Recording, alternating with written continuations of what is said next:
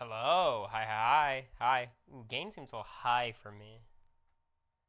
We're experimenting with lower gains so you guys get less of a breaking your ears during the entirety of the stream. Um, Thank you guys for hanging out. I got my 5 subs. I will see you guys next time.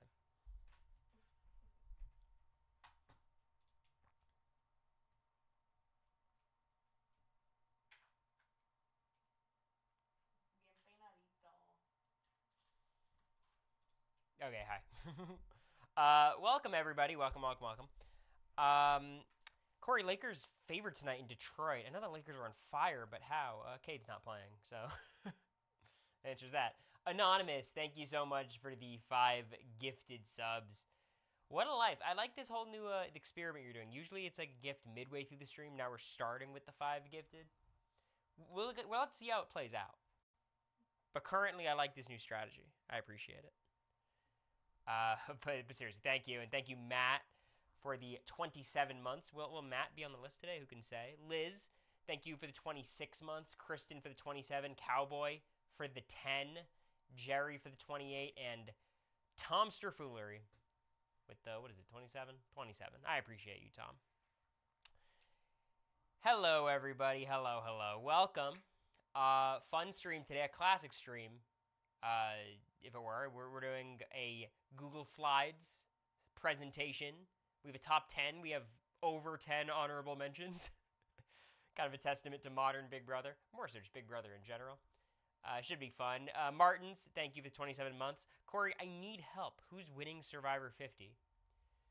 Right now, I think the safest bet would be someone like Colby or Stephanie or Ozzy. Like those three feel like I think Colby and Ozzy feel like the safest bets to me in terms of like got a lot of screen time or in a good position. I could see it. Christian's a bit overexposed, but he's been to every tribal, so he kind of has to be. Devins is also in the mix. Suri, depending on how much you think she has a chance. But I think Ozzy has probably the best edit so far. Christian's, it's just too much, but Christian's obviously gotten a great edit. Thank you, Kayla, for the 28 months, and McCore for the 23 months. Thank you. Hope you all are doing well. I'm excited. Just got back from class a couple hours ago. Get to do my favorite thing, which is talk about events that happened years ago, as if they happened yesterday. My second favorite event, changing my opinions on those events every week for seemingly no reason. There hasn't been any new information out, and I swear my Big Brother opinions shift every day. Appreciate your insight. Thank you. Go to Kalshi and run. The Canard game winner was awesome. You guys are going to, I think, get to see it. No. You guys got to see it on the last Survivor rewatch, my reaction to it. We were mid Survivor rewatch, and it was like the last 2 minutes. I just had the game on, so we paused to see the last 5 seconds. Is half the list just BB27? I think it's actually, or BB26, it's actually pretty well-rounded, I think, all things considered. I think it's skewed towards the 3 most recent seasons. But I think 24 was actually a pretty skilled cast, all things considered. And 23, because of the cookout, I found it super hard to criticize a ton of HOHs just because, like, it's a tough spot. Like, I don't know what you're supposed to do there. Or at least I think your dumb decision is reasonable given the information you had. Also, just a bit of a, a caveat or a disclaimer. I know the details much more intimately of BB25, 6, and 7 in terms of the day-to-day happenings, so I can do a better job of reading, like, yeah, they did this, but during the day they were actually really bad at this, and this. Whereas BB23 and 4, it's a little bit more zoomed out, a little bit more bird's-eye view, big picture stuff. But that's nothing new. I feel like I know enough to be a, not authority on the subject, but, a commentator on the subject. Ooh, I could open up the hype chest. This is huge. We got the down bad emote. Beautiful. Also, here to announce a stream thing. Bit of a stream coming up. I hope you guys are going to look forward to it.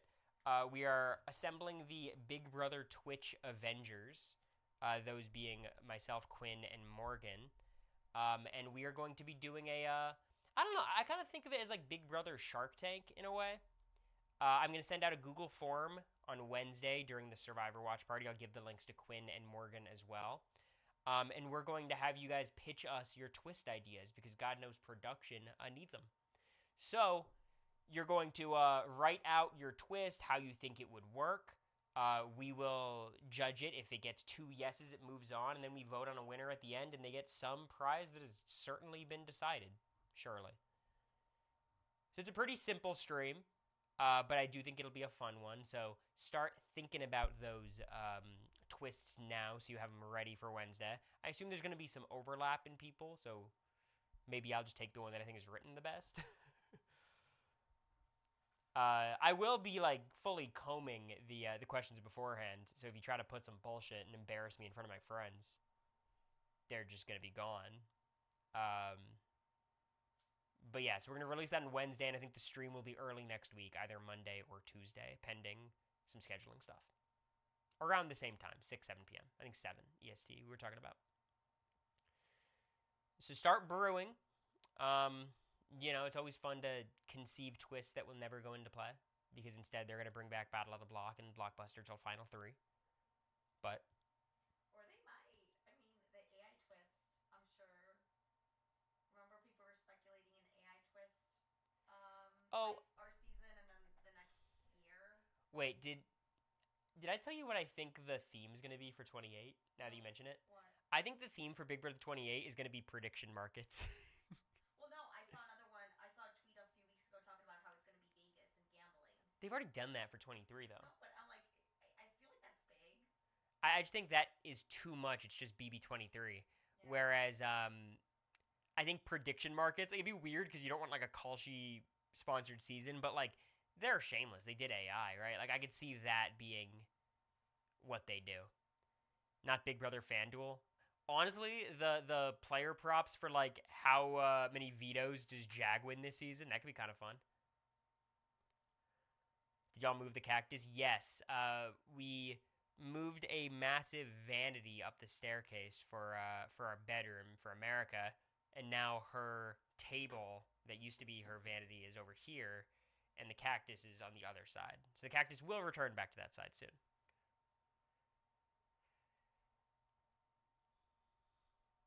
I believe we already... Have I streamed since The Bachelorette got canceled? I must have, right? No. Did I not stream? I don't think so. No, I know I streamed talking about it getting canceled. Or talking about the Taylor Frankie Paul controversy, I think. I haven't? Okay. Let's talk about that for a second because I find that profoundly interesting. I've seen a lot of opinions. Many of them... I don't even want to say taking Taylor's side. I think so many of these opinions are like, yes, what Taylor did was wrong, but. Right? And I think that's very silly. I think anyone who's out there saying, yes, what Taylor did was bad, but Dakota is the abuser, that's problematic in 20 different ways because we have sufficient evidence to show that both of them are incredibly problematic people. And the video of Taylor Frankie Paul is frankly unacceptable. Of course. She's throwing stools. Her kid's right there. Even if they weren't, it wouldn't make a difference, right? Now, if you're saying, like, oh, Dakota's actually, like, the best guy ever, I'm not as into the Secret Lives of Mormon Wives community or dad talk, or I'm not that guy, okay? As far as I understand, Dakota's not a good guy. It's not a good guy at all. You're not a big dad talk fan? Not a huge dad talk fan. However, when you're looking at a video where someone is physically abusing the other, I don't think you need to take both sides. I don't believe that. And saying, like, it was released at a very opportune time to undercut her opportunity. As far as I understand, the video was public forever. People could always access it. And I think, again, when you commit, I don't want to say a crime like that, like when you have domestic violence, a video of you doing it to your partner, they kind of get to use it whenever. That's how that works. Like, was it used in a manipulative way? It's like, well, I don't think there's a way to misconstrue the throwing the stools. It is what it is. I think the one wrinkle I have, and I think I talked about this on America's Live, is like, Is it worse that the kids were there? Well, yes, in terms of the effect. Having the kid there is like, wow, that's crazy. You're doing that in front of your kid. However, it's clear she had no control over herself. Whether it's because she was belligerently drunk, which seems to be the case, or that's how she is, or a combination of the two, which I think is my theory. She has no control. So whether the kid's there or not, like she's lost it in that moment. And canceling the show was the right choice. The show never should have happened. I think anyone with a brain would have said that. I I don't want to say I commend The Bachelor, but I understand The Bachelor wanting to head in a direction that leans into drama and controversy, and I think that was a necessary choice for the survival of the franchise. Love Island is the biggest love dating show at this point. The Bachelor is not close. So The Bachelor is trying to pivot, first of all, by doing Bachelor in Paradise a couple years back, and also casting Taylor Frankie Paul. It's just like overcorrecting to the max. We needed a Bachelor with personality. I thought Jen was a pretty good Bachelorette. Then they went with Grant, who's like, who the fuck cares about Grant? The Golden Bachelor Bachelorette's a total failure. And then they pivot into this direction where it's like, okay, let's take this person with, again, having a criminal record does not make you a bad person. However, having a record of domestic violence should invalidate you from a show about getting married. That should be a deal breaker, and it was known information. They don't get to play dumb and say, oh, well, after recent events, we've decided. Come on. So all that to say, didn't TMZ say that although it was public, they got it sent to them? No, I understand, but, like, do you get what I'm saying? We're like, there's a two-pronged thing. First of all, it was public. It's not like this was... I was holding on to this information until the opportune moment to use it. And even if, this is what I said, even if it was used opportune, what's the word, like, used in an what's the fucking word I'm looking for? Opportunistic? Yeah, if it was used in an opportunistic manner, that doesn't matter to me because the video is the video and the video is the video. Like, I saw the video is the video. Like, what do you want? What do you want me to do? It's not defending him. Like, it's a separate thing. I just think bringing up him in the context of this video is like, it is what it is. We saw it. You can't do that. It's a very Ray Rice situation. Absolutely. Seeing the visual of someone launching stools at their partner is very different from reading she has a domestic violence accusation, restraining or stuff like that, As someone who works within domestic violence, abusers will taunt and provoke you into violence to take away your perfect victim label. Look, I follow you. I'm not going to act like I have your expertise. Of course not. I just think the Twitter think pieces that I was seeing felt like it was trying to shift blame and shift the burden from one person onto the other, or say they're both abusers, who cares?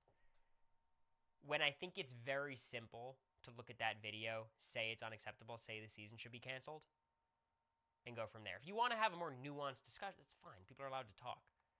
I just saw a lot of non-nuanced takes about what happened. If you tweeted where you typed in chat, Sydney, I wouldn't have a problem with it. Right? Like, I don't think there's anything wrong with making that statement.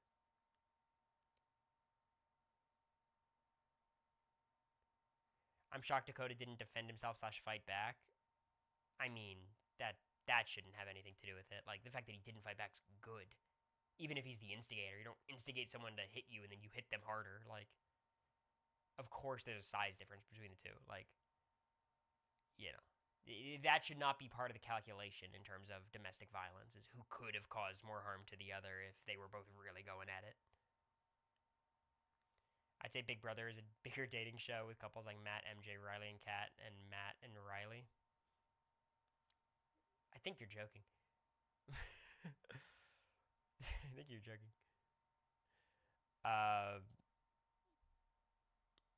So yeah, I mean, it's just a fucking mess. And I think it's good that The Bachelor canceled it. I am surprised that they're canceling the show. I did not expect them to do it. I thought it was just too far gone. They don't have anything to fill in its place. Fuck it. Any publicity is good publicity, even though obviously this is not good publicity. And I thought they would just run it. but I guess they got to the exec somehow, and that was it. Does anyone know what they played instead last night? Yeah, what did they air in its place? Does anybody know? I'm curious.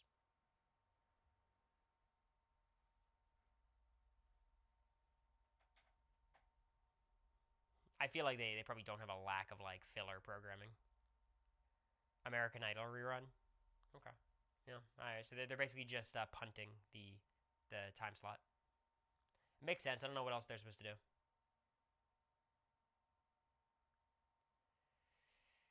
Okay. That's about all I have to say about that.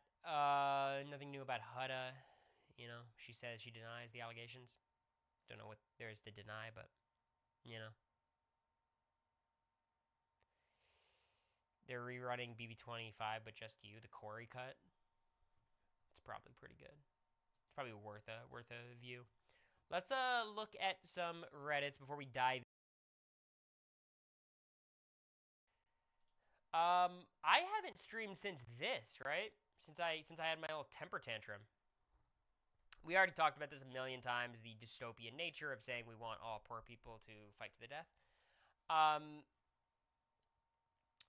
there was one take that pissed me off because it got me arguing with people on Reddit, and it was like saying that people from impoverished backgrounds cannot go on the show because they can't take 3 months off of their job. Um, discourages them from applying, and you're being part of a narrative that and I just got frustrated because I think my stance is pretty clear. I think when I so consistently talk about the idea that like we should cast all poor people so they play harder for our entertainment, when my main opinion is that is a stupid take, I think it could be very easy to misunderstand that opinion as Big Brother should only cast people who are middle class or above. Because it sounds like I'm advocating for no, we should not cast poor people. If you're really squinting and not listening very hard. When the obvious opinion that everyone should have is like, of course, your financial background should not have a huge impact on getting cast. Particularly if you are impoverished, if you are working paycheck to paycheck or living paycheck to paycheck, working 3 jobs. Like, that should not hurt your chances. Of course not. Now, if you want to say maybe we should have less billionaires on the show and, you know, people in a silver spoon, like, I think that's a more reasonable opinion. But that's not the opinion people are saying. Like, that would be a straw man. So I don't think any of you misunderstand my perspective. I think it's just when I'm hammering the same point over and over again, that hammering can start to sound like something it's not.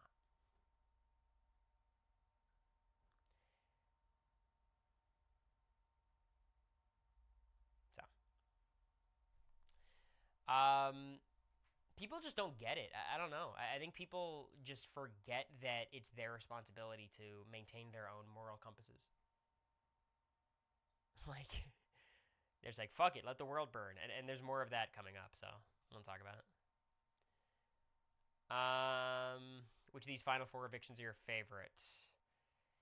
Cowboy having to evict his sister is so odd. Janelle evicting Will. Dan evicting Shane. Or Big D evicting Kyland. Obviously, Dan evicting Shane is in my opinion, the best moment in Big Brother history. Is that a hot take? Have I said that before? I think this is the best moment in Big Brother history. Dan's funeral, great too, but it's in an edited episode. It's very drawn out. This was live, snappy, prime Dan Giesling. We all wanted Shane to go over Ian too. This is just peak.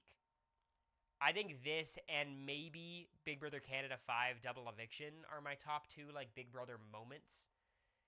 And you want to hear a crazy... My number 3, maybe this is crazy. My number 3, I think, is Cody cutting Nicole. Cody cutting Nicole in All-Stars 2 was so good. Like, just the emotion of that moment when the whole season's been so dry. That was good. Why are you back on Twitter? I feel bad for your mental health. Don't worry, I'm not, really. I think it's just when I have something that I want to tweet, I'll tweet it. But I'm not like scrolling Twitter anymore. Like I just don't do that. The only things I'll see are like the replies to myself, which sometimes are fucking annoying. I think what annoys me about Twitter is just like people come out of the woodwork with the most asinine opinion. Like you could say anything and they'll find a way to disagree and make it like a moral disagreement. I'll say the lightest spoiler wording ever because what I'm about to say has no spoilers attached to it. It's just me venting about spoilers about Survivor. So if you want to just not even take part in that, dip. This will take 30 seconds. I've been very frustrated with the Survivor 50 cast, some of which who seem quite bitter. And they're voicing their frustration, their bitterness, which I think is totally fine. I love it. It's an all-star season. This is the point of all-star seasons. The pre-gaming is the detriment. The bitterness is the fun part. However, in their whining, essentially, which again is fine, I feel like they're spoiling the season by saying, well, now that they did this, it really goes to show, blah, blah, blah. Who would have thought that they would have ruined everyone in this category's games?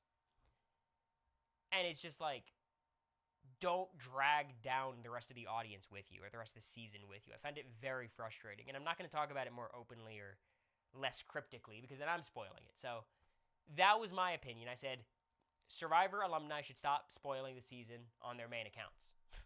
And someone's like, well, you curate your own feed. You're the one who follows their social. I don't even. It just pops up. It just pops up. And also, the cast members of the season that is happening now should not have the green light to spoil the season they're on. Spoilers are fine if you want to look into them. Like that's your prerogative. It's just, how do you have an opinion that is like, actually, I think it's good that they're spoiling the season, and it's your fault for seeing it. Just like, come on. Would any moment in BB27 be in the top 10 for you? I mean, the top 2 moments are Ashley switching her vote, which had no impact, but it was just awesome. And then obviously the Riley eviction. I think Riley eviction could be like bottom of top 10, perhaps. Yeah, I think it could get close, but I don't know if it's quite there. There's been a lot of really good moments in Big Brother. A lot of good moments. Are there any slip-ups when the house guests hear Julie when they weren't supposed to? Yeah, all the time, but none of them are that important. Who are the red unitard the best? I think Michelle is the most iconic red unitard. The 777 prediction. Y'all really think this has something to do with Big Brother when it's just a Bible page? Most overrated games of the franchise. Let's do it. Okay. Evil Dick #1. It depends on what spaces you're in. I feel like in our community, Reddit and Twitter and whatever, he's probably viewed as the worst winner of all time. So mileage varies. These 3, I agree with. I think Janelle, I'll give her a bit of a bump because she just did the bad gameplay but compies thing twice in a row, which I think is incredibly impressive. It's just like if you start saying she's an excellent player, that's where, we get in some trouble.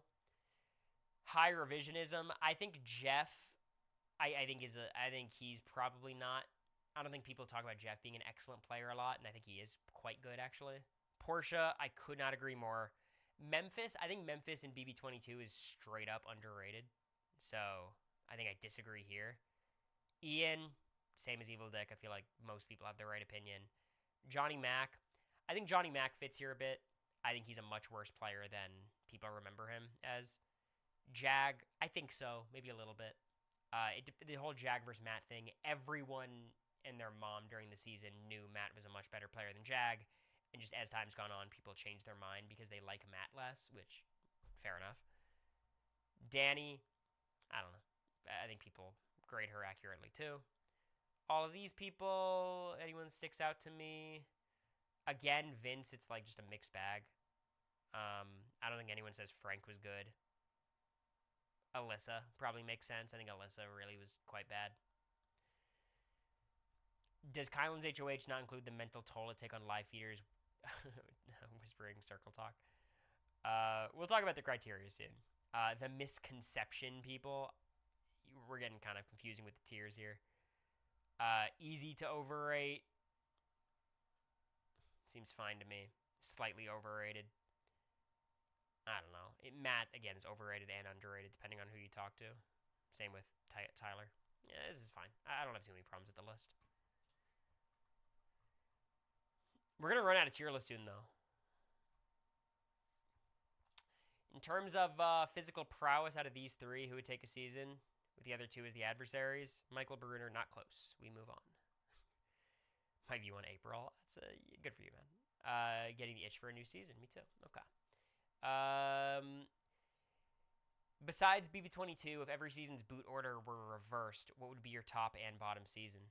A lot of people said Big Brother 7, which kind of annoyed me because I'm like, y'all, we ended with Will and Janelle in the final four. I'm sorry. Getting the Allison Nokomis ending, not as fun. It's not as fun. I like Allison as much as the next guy. Nokomis, fine. I think Nokomis, secretly very boring. Very important to the development of the game. But a very boring player and confessionalist for me. BB7, you do not want to reverse that order. Yeah, we lose out with Erica and Boogie, but it happens. Annie winning as the Saboteur would be pretty crazy with all the guys just getting mauled early. That'd be fun. There's a lot of duds at the start of BB12, though. Captain Kosher would make a run. That'd be crazy. BB13, they just slaughter all the vets and Evil Dick wins. That would be something. How about BB13? I think that's my opinion. Evil Dick cuts all the veterans and then wins. BB25 wouldn't be bad either. You would just lose the Mafia early, and then it would be Heisem, Riley, Kirsten. As long as Luke is gone, as long as we're saying he's still expelled. 24 is a rough one, for sure. 24 would actually low-key be kind of fun, though, because it means Paloma's Reign of Terror worked. But I think for the most part, reversing does make it worse. Does the model curse still exist? I don't think the model curse existed ever. When did the model curse... Are we saying models do poorly on Big Brother? Is that Kara?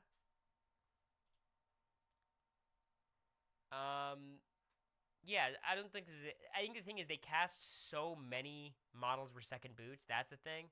I just feel like there's so many models who weren't second boots because they cast so many models. So it's like there's bound to be a pattern somewhere. Maybe they cast less models than I think, or maybe a lot of people go into modeling post Big Brother. But in my head, the model curse feels a little bit goofy. Model mortal erasure? I mean, certainly. We had a stretch? Okay, I mean, look, you know, something to talk about. So I guess it's just outdated. So I guess that answers the question. Bizarro World, Cody and Swaggy. Two people who, in my head, shouldn't get along, but they do. They're probably like talking about like trickle-down economics right now. Thoughts on Danielle's BB7 game? Low-key, kind of stinky. I like Danielle. I admire it. I view it as like a Jeremy Collins Winners at War type vibe, or Kim Spradlin Winners at War, where it's like, you know what? Really resilient, fighting your ass off. There wasn't much there. Danielle, I think, severely outplayed or played poorly during her boot week. Like, played really poorly. I mean, she goes home on Erica's HOH when it's like, how is that possible? She gets locked out of the HOH room. She gets drunk, I think, is like a big catalyst to all of this, if you guys remember. Again, it's from the edited episodes, so take it all with a grain of salt, but it depends on if her getting drunk and getting to know Erica actually led to her getting out. Exactly. That's the story we're being told. Regardless, it's not good, right? They made her look crazy banging on the HOH door. I didn't think she was crazy. I think it was just, you're meant to take, you know, Chilltown's side there. But I admired it. It's like, how annoying is it when people just like, all right, well, I guess I'm cooked. It's like, no, keep knocking.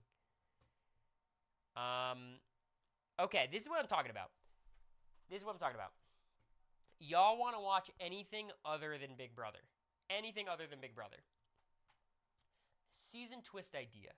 8 pairs who don't know each other but are married / dating the same person. 8 pairs of complete strangers connected by one thing.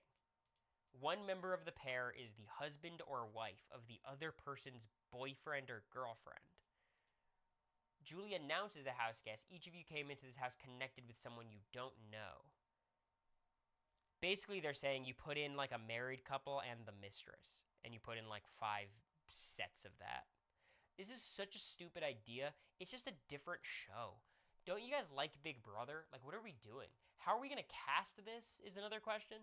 It's such a bad idea. Here's the better version of this twist. Get like a 16-person relationship. What do they call it when it's just like a group of 16 people dating each other? There's a word for it, right? Or maybe this would be a 12-person season. Orgy. I don't think orgy is the word I'm looking for. A 16-person open relationship. Polycule, is that it? That would be a better version of it, because then at least you get the interpersonal drama of just like, this is going to be a fucking mess. But it's also just not Big Brother, so I don't want to watch it. A Discord server? I don't think so. I don't think that's the terminology. But yeah, this is like, people are just insane. Like, I feel like the BB27 Vincent Morgan just led to like, oh, I want crazy interpersonal drama that's icky on my screen. It's like, I don't. I don't, personally. And then someone in the comments, do you want to make this more fucked? No. No, I don't. The husband of one of the wives in the house is gay, and the wife of one of the husbands is a lesbian. Their side piece is in the house. So not only are 8 marriages destroyed, but also 2 people outed. Get help. What is wrong with you? Or only put the gay one's wife and let them figure out which one has the gay husband. So they have done this show before. My brother was telling me to watch it on stream. I might one day. The concept of the show is like, it's The Bachelorette, but like one of the guys is gay, and she has to figure out who's gay and who's straight, and she ends up picking the gay guy in the end. She loses or something. This show does exist in some capacity, and it was obviously like mid-2000, like 2006 or something. So yeah, I mean, if you want to watch something like this, it's out there. Just do me a favor and don't subject me to it.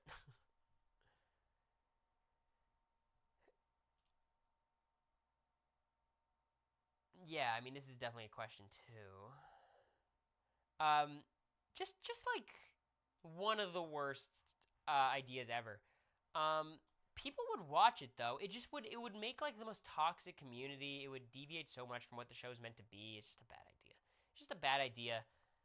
Speaking of bad ideas, top 10 worst HOHs of the new era by a one-time HOH. Did not get the room. Oh, God, I feel like I'm back in my element. Prime Cory is back. Top 10.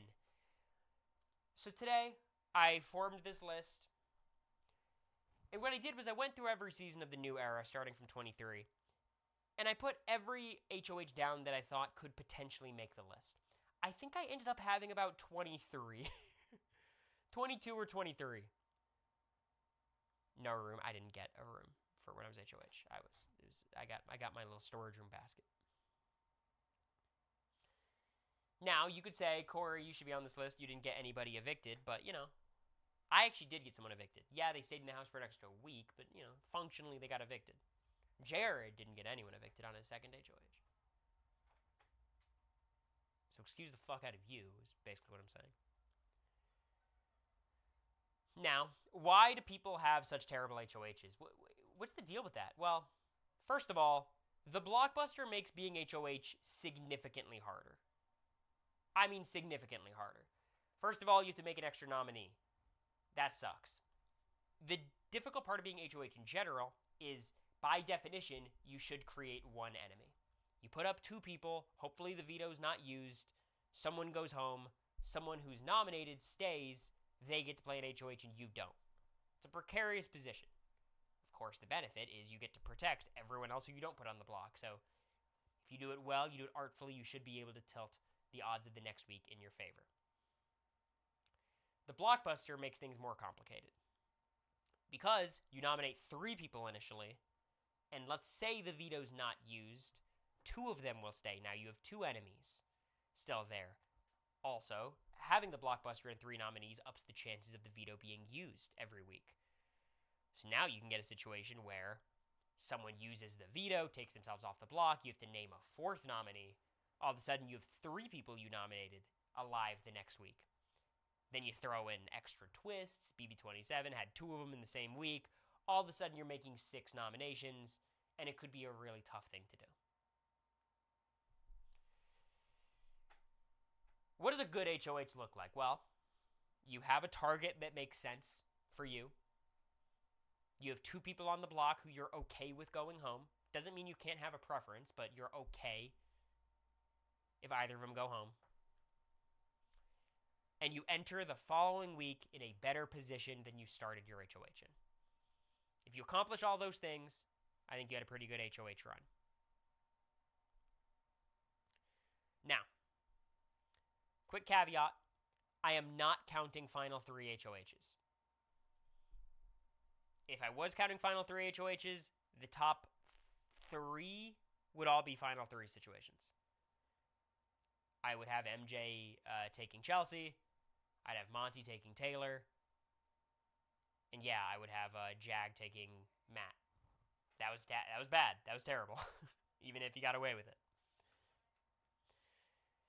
I feel like that simplifies the conversation too much. It's too binary, too easy. Not worth talking about. That could be for a worst move list. Now, usually when I ask, what's my criteria, everyone throws in my favorite 2 words, rich and tapestry. Today, we have a bit more of a specific criteria. So this is the rich tapestry, but I'm just putting it out in words. First off, how bad was the plan? What was your goal? What were you trying to accomplish, and did that make sense for you? The less it makes sense, the worse of an HOH it is. Next is how much did it tank your position? Now, this is incredibly important because if you are on the bottom, let's say Fessy, who's not on the bottom, but Faute was on the back foot, and he makes this move that ends up resulting in Scotty's eviction. That was bad. He was in much better shape if he didn't do it, but he didn't go from the top of the house to the bottom.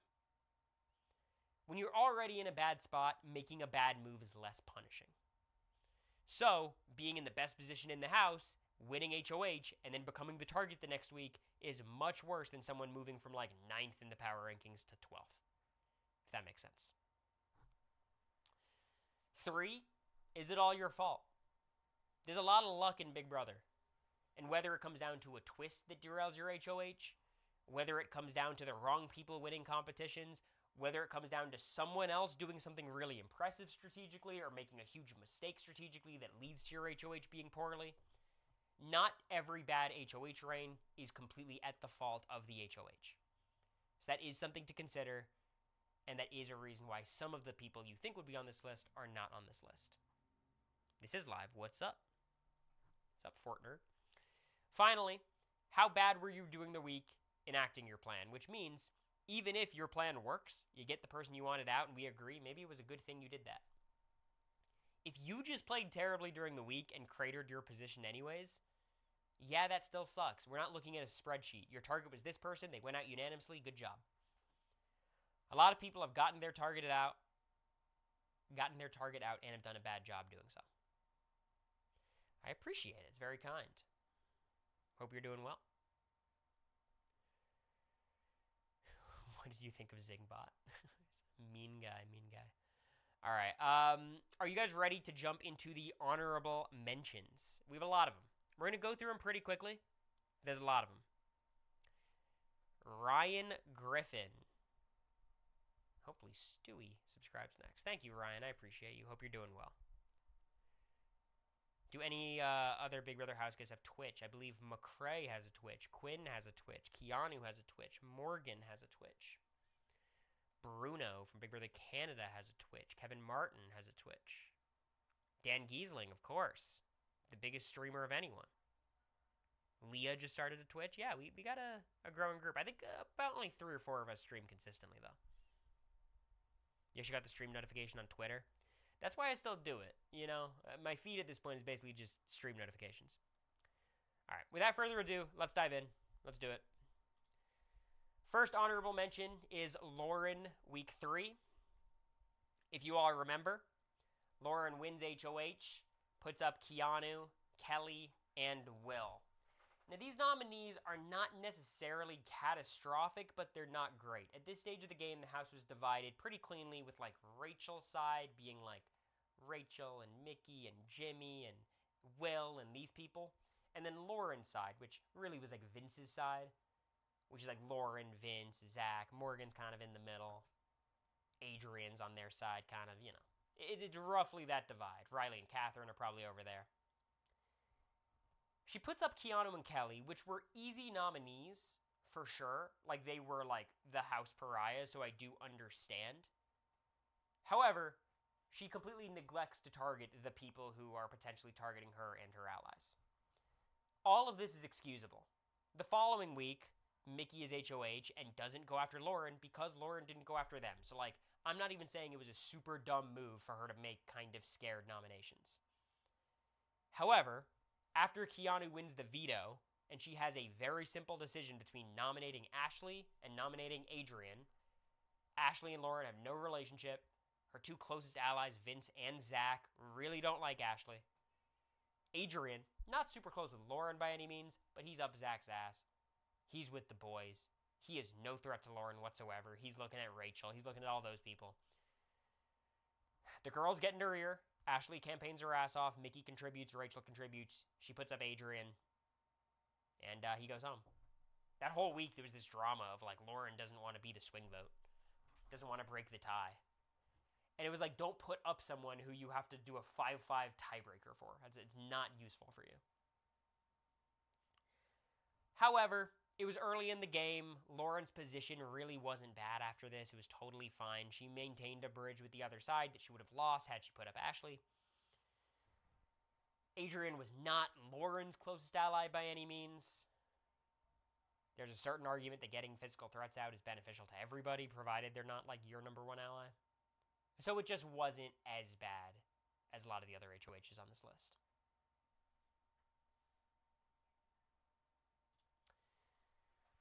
This is maybe a surprising one. I bet y'all think this would be on the list. Quinn, week 4. It's his deep fake HOH. Technically, I guess Angela's HOH.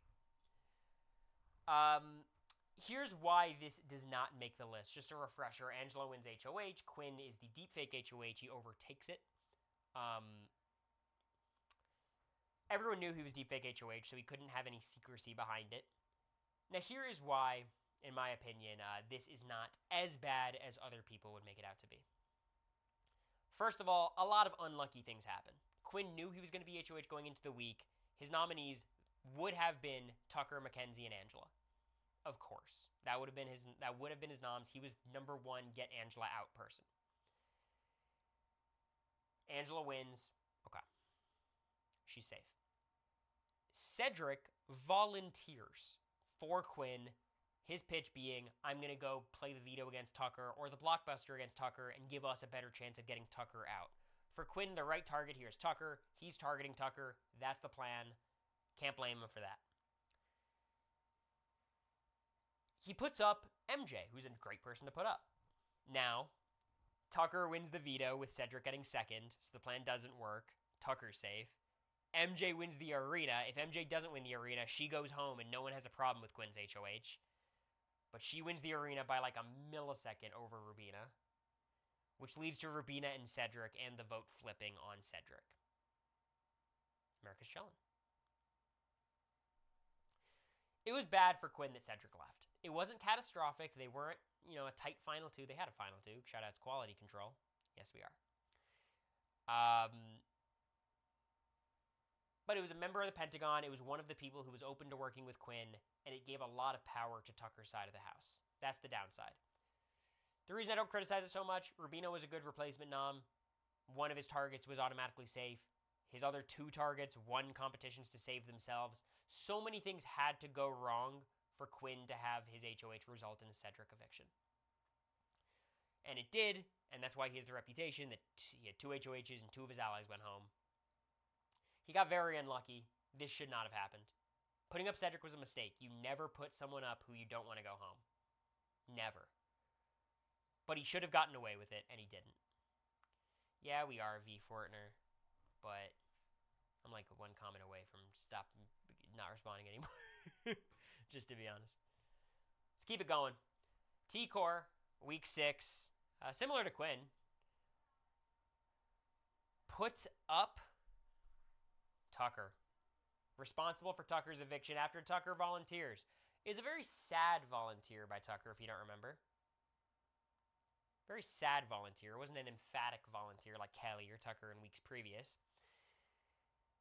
Cam wins the veto, so it's a little bit unlucky, but ultimately T-Core should not be targeting any of these people. I think MJ's a reasonable target for T-Core. I don't hate it. Unlucky that she wins the arena over Tucker. I think 9 times out of 10, or at least 7 times out of 10, Tucker wins the blockbuster. Or the veto, frankly. But he doesn't here, and T-Core loses a very valuable ally. An ally who is borderline obsessed with T-Core. Tucker loved T-Core. And I think really why she's not on the list here is because targeting Tucker isn't even that bad. If T-Core meant to do this and was down to target Tucker, committed to it, I think it's a good move, or at the very least a defensible move. However, being on the wrong side of this whole thing, giving all of your power to Chelsea essentially, it was just really damaging.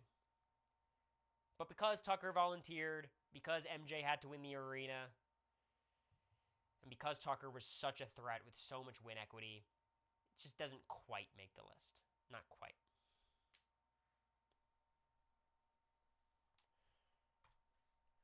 Felicia, week 3. This one kind of gets swept under the rug. I think some people think this is a good HOH. This shit was bad. If you guys don't remember, she puts up Cam and Jag with the intention of backdooring Heisem, and she backdoors Heisem, and he gets evicted unanimously. Heisem was never going to target Felicia. Not until the final 4, I think at the earliest is when I can imagine it. He probably cuts Felicia for Izzy, and that's it. Putting up Cam and Jag is actually okay if you're trying to backdoor Heisem. They could both win the veto. Jag ends up winning the veto. Kind of ballsy putting up these types of people. However, both of them win HOHs in the following weeks, and don't target her. Cameron does eventually. But Cameron wins HOH week 4, does not gun for Felicia, does not nominate Felicia. So I call that a job well done.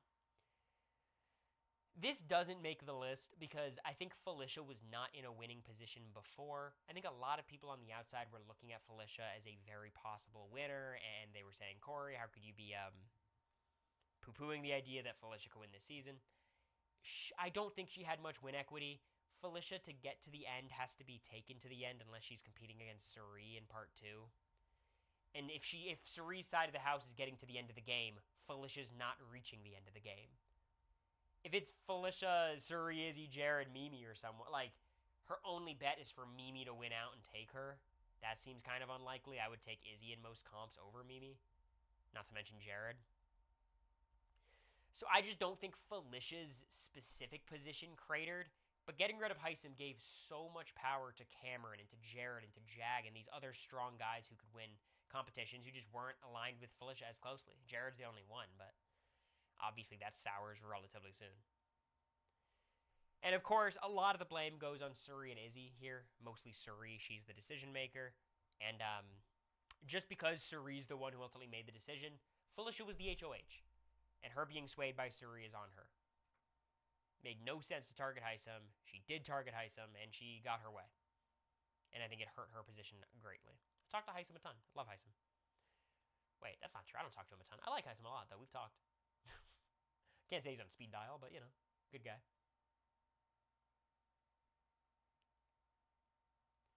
Felicia could have beaten Matt and Jag in the rock, paper, scissors in the zip line. I think she would have, like, somehow still lost rock, paper, scissors, though. Just based on what we saw. I mean, she wasn't as bad at comps. Suri was worse. Felicia was... She was okay at some stuff. Golden MK, thank you for the 8 months. I feel like it's been a minute since I've seen you. Hope you're doing well. Another honorable mention, Cameron, week 4. Wins HOH. He's been nominated the past 2 weeks. The vote flipped onto him several times each week. He was the house pariah. Wins HOH and targets Jag and Blue. The benefit I'll give Cameron is Jag and Blue were targeting him. Right? It takes a bigger person to realize the whole landscape and understand that Suri and Izzy are the big problem, specifically Suri, and that's who I should target. It would have been very impressive if Cam was able to do that. He doesn't. Of course, Jag's staying. I'm not holding against him, but, it happened. His buddy Red wins the veto, so he had full control over the week.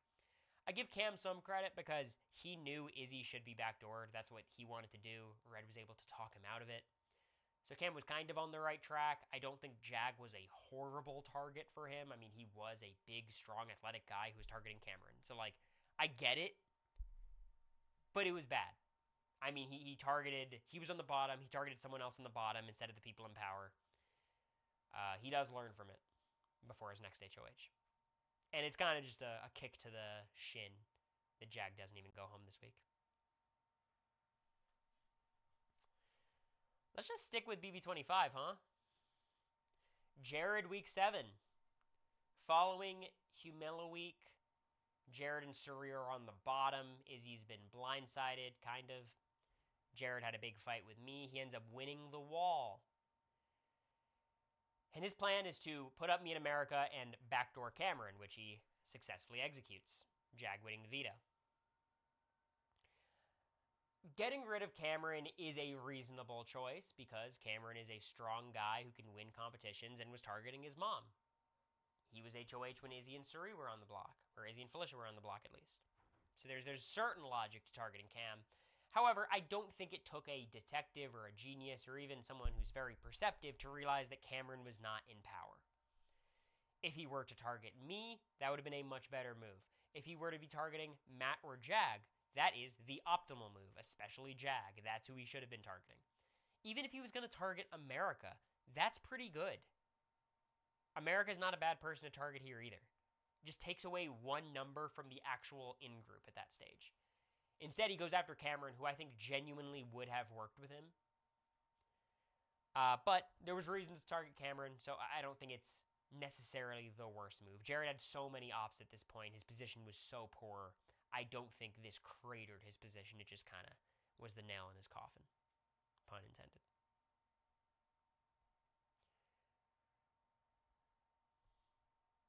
Well, I mean, first of all, you can't know that the win condition's winning out. We're not operating in hindsight bias. Also, this is an honorable mention. It's not top 10 because targeting Cam is, valuable in some respects. Yeah, me and Jared are fine. I don't think it was a great HOH from a results perspective. I think you have to target me or Jag. Me or Jag or Matt were the only ones that made sense for me. He could have struck a deal with Cam. I know Taryn thought it was a decent move. I still think it was bad. Jag wasn't a huge comp threat at this point. I mean, he already won the most physical veto of the season, and he won the veto this week. Granted, he didn't know that before choosing to target, but before he knew that, he was still not targeting Jag, right? Is honorable mentions ranked from better to worse? No. Only the last 2 honorable mentions. Those are 12 and 11. So, not the worst HOH by Jared. I think he has a worse one, but this one's pretty bad. You and America hadn't won anything by this point. I think you guys are missing the point. This is the last thing I'll say on it because I think we're going in circles. Cameron makes sense as a target because he's good at competitions and was targeting his mom.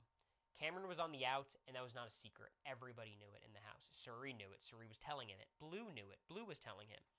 And he still chose to target the alone comp beast instead of someone in the group of 4 that was actively flipping the house against him and exposing his alliances. And it's not because he thought Cameron was a bigger threat than Jag or Matt or them. It's because he bought Matt's lie. He bought that Matt and Jag were actually on his side. That's really bad gameplay. That's bad. He fell for it. That's what happened. It's not like he made this calculation of yes, they're against me, but Cameron, I think, is better at competition. So even if they're all against me, it makes more sense. So. But it's an honorable mention. It's not the worst. As is this one.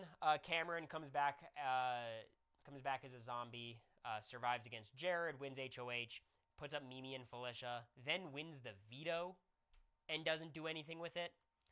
This is a really bad move. Getting rid of Mimi does not advance his position. I know what he was going for, working with Matt and Jag, but like, come on, dude. Why would they want to do that? The optimal target for him is Matt or Jag. The next best is me. He goes for neither, despite having all the power. So it's a bad move, but Cameron's position was bad. I think if he puts up Matt or Jag the following week, he goes home anyways. If he puts up me, he goes home the next week anyways. I just don't think his position changed drastically enough. And I think gameplay-wise, this was his best week.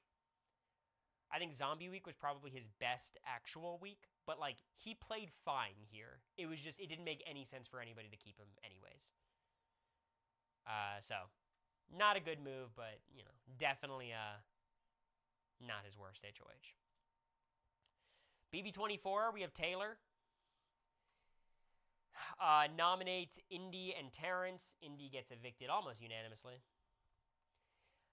I mean, look, Taylor was a disaster. She was really, really, really, really, really bad this week. And I think in terms of that fourth criterion of how did you play during your week, this is one of the worst. However, getting really close to making a terrible move is not as bad as making the terrible move. Her almost putting up Joseph would have been absurd. And I think watching it, you're like, this might be the worst player of all time in this moment. But it doesn't happen. Indy, I think, is fine to go home. Taylor was in a position where, like, she really could have targeted most people and been okay. At that point, the game had tilted in her favor. Yeah, I talk to Taylor. Not too often when we're at events. So I think that's why this is not on the list. I mean, ultimately, the day-to-day stuff with Taylor was terrible, but she got away with it. The outcome was fine. There wasn't crazy consequences following this. If it tanked her jury chances, I think that would, you know, hurt her more, and I think in other seasons it might have, but it didn't. So, like, this is one of those where, yes, it's horrible, but she got away with it. So I don't think it deserves to be on this list. There's too many HOHs that were, like, terribly played on paper and in practice. I think this one was more so just terribly played in practice. Michael's Week 7 HOH. This is Direfest. In his group, it's just him, Brittany, Monty, Jasmine, and Taylor. Puts up Monty and Jasmine Jasmine goes. This is fine. He was aligned with everyone else there. It's just an opportunity to take out Monty that he did not take. Targeting Jasmine. Michael was on the I need to win out track pretty early. I don't think he recognized it, allowing Monty to stay in the game. And basically at every point is Michael's biggest mistake. So this one, just a bad move. A bad move, but I think it's more reasonable, and it was early enough where I still think Michael had a room to correct this mistake later.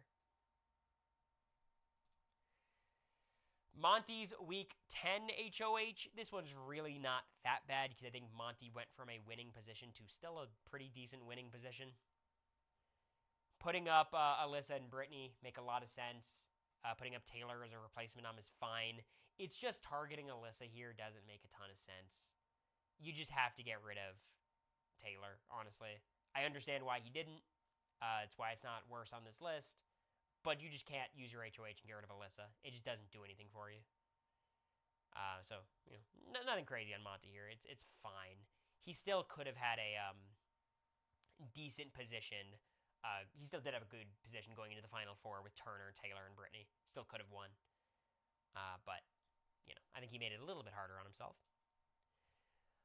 Christian's Week 4 HOH targets Whitney. Whitney was saying Christian's name. So you're targeting someone who was saying your name. That's valid. That's fine. She goes home. We just know that Christian had bigger fish to fry. Christian knew that Derek X was talking about him, chose not to target him. He gets punished for that pretty soon. Not a disaster, but just moving way too slow for Christian's threat level. And he set himself up for a swift eviction the following week. Sarah Beth's Week 7 HOH. targeting Derek X. Of course, the cookout is the alpha threat at this stage, but Kylan's in her ear all week, terrorizing her and the feedsters, and she ends up targeting someone who's not a threat to her game instead of the massive block of people that are a huge threat to her game. But she had the people she thought were her close allies. They were telling her different things because there was a much more dominant alliance that she did not know about. So I give her a little bit of a grace on this one. I think it's kind of tough to imagine Sarah Beth making the right nominations here. Thank you, JPR, for gifting long-term parking. I appreciate it. Yeah, several of them. Who am I closest with from BB23? Zach's super close to Claire. So probably Claire. Love Xavier. Met him a few times. Oz is super nice. Tiffany's week 9 HOH. We all know what this... I mean, her target being Alyssa is pretty good in terms of she can't target the cookout. She doesn't want to target Claire. But when Alyssa wins HOH, she has to target Claire if she wants to preserve the cookout. Claire was her closest ally, essentially. Circumstantially, it's understandable why she did what she did. Objectively, on paper, this move is, like, tremendously terrible. But we all understand the context, so it does not make the list. Then I got Kylan's week 11 HOH. This is just not targeting Xavier. His whole end game is a disaster because he just chooses Xavier as his ride or die. It's the only... I think Tiffany's a fine secondary target in terms of, like, she has the most win equity. But, yeah. You just have to target X. He's the next best competitor by a mile. He has HOH and POV, and he targets Tiffany. So, not great. Batman and Superman type shit. That's right. Now we're at the actual list, essentially. I have Claire, week 8, as an honorable mention. This is an honorable mention, but number 12, functionally. A lot to look at in this graphic, but she ends up evicting Sarah Beth when she has the secret HOH. Even if the cookout was not the obvious alpha threat, right? Claire was not going to look and see, these 6 people must be working together. I should target X and Kyland. Sarah Beth can't go on your HOH when you have the secret HOH at this stage of the game. The grace I give Claire is if Tiffany and Hannah were actually her allies like she thought, I think there's a little bit more logic to this move. I think Tiffany basically playing Claire the whole week. I give grace to Claire because Tiffany's really good. Not to mention, for Claire, it makes more sense that Tiffany would actually be loyal to her, not knowing about the cookout. So it's a pretty disastrous result with a very powerful twist. But I think she was kind of cooked no matter what. At this stage of the game, Claire's game was over. There was too many members of the cookout left, and she was not in the cookout, shockingly. So, it's a bad HOH. She did a bad job. I think even with the cookout existing, she had to know you can't leave Sarah Beth on the block. She's going to go home as opposed to someone like Xavier or Kyland or someone. But she doesn't do it. Too loyal to Tiffany. If she takes out X, I wouldn't say she's still cooked. I still think the cookout just binds together and takes out everyone else. It would have been better, of course, but I'm just saying, like, at this stage of the game, we're in the final 9. You have 6 members of the cookout left. You take out 1. It's just hard to imagine her path to the end. Which takes us to number 11. A member of the cookout, Azza. Azza doing this is crazy.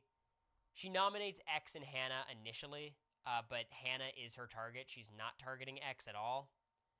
The thing with Azza, though, is I don't think she had that much win equity anyways. She could have beaten Big D for sure, but we see later in the season she was taking X to the end anyways. Maybe this changes things with, if she gets out X here and then X can't persuade her and now she takes it. You could, figure out a way for Azza to win the season, I suppose. But I think unlike Claire and especially unlike Tiffany, Azza did not throw away a winning position here. But Hannah was the wrong target. Kylan using the veto made her put up Derek F, which is, Derek F's not a fan.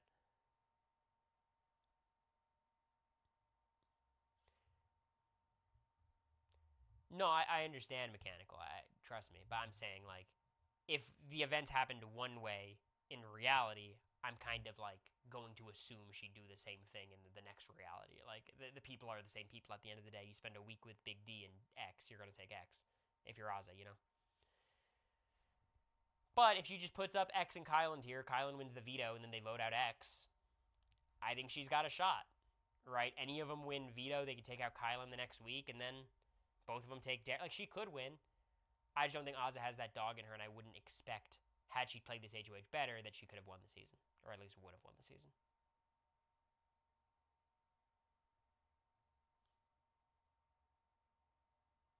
I mean, Big D was misogynistic the entire season, dude. Like, this was not a it's not a new thing at Final Three. I understand she was like she got so mad to the point where she like was done with him and was willing to lose to X instead.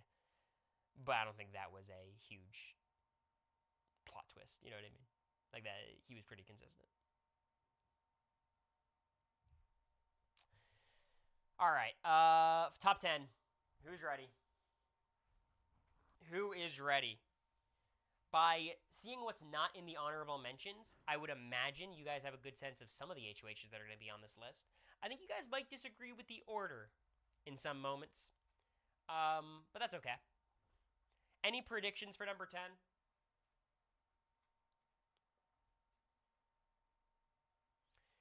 Any predictions? If you win, you get it right, you get a huge prize, a massive prize. I believe Jerry is handing out the prizes later. No idea. Do we get hints? Well, coming in at number 10 is Mickey. Whenever I talk about Mickey, I want to have this disclaimer.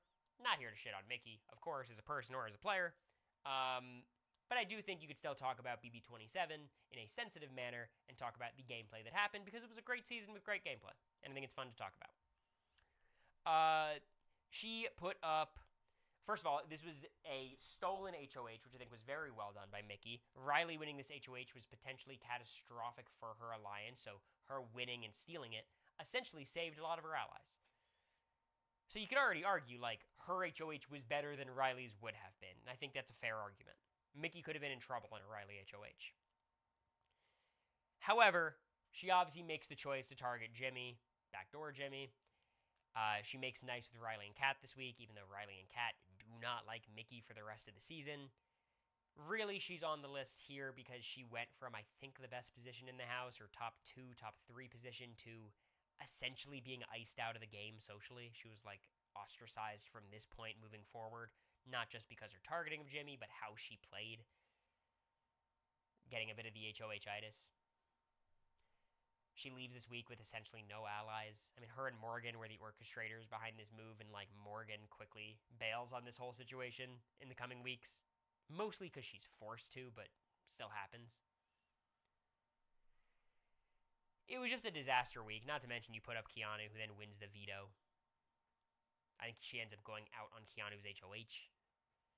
Just none of this week was good. I think Mickey, the first 3 weeks, was looking like the best player in the house, or certainly in the mix of the best player in the house.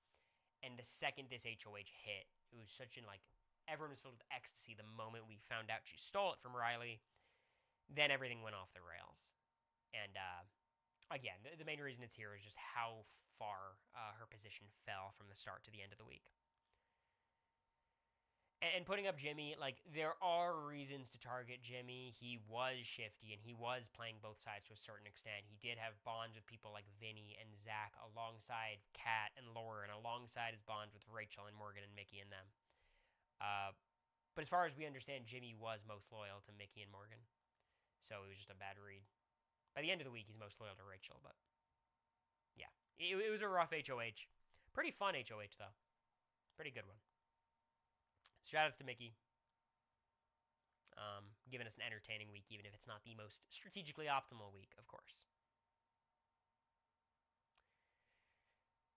All right. Let's go to number 9, where it could really let loose and speak with the vitriol and vigor that is deserved for this list. Number 9 predictions.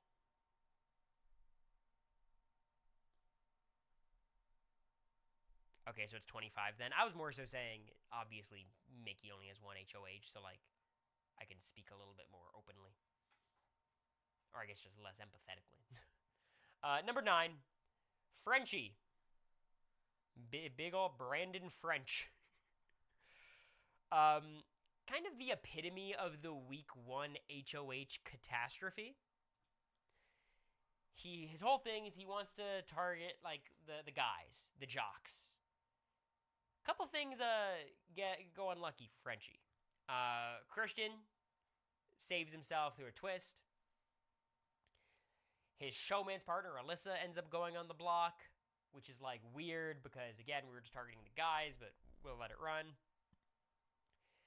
Derek X takes off his other target, Kylan. So like he's already got a lot of people surviving this week who he does not want to survive this week.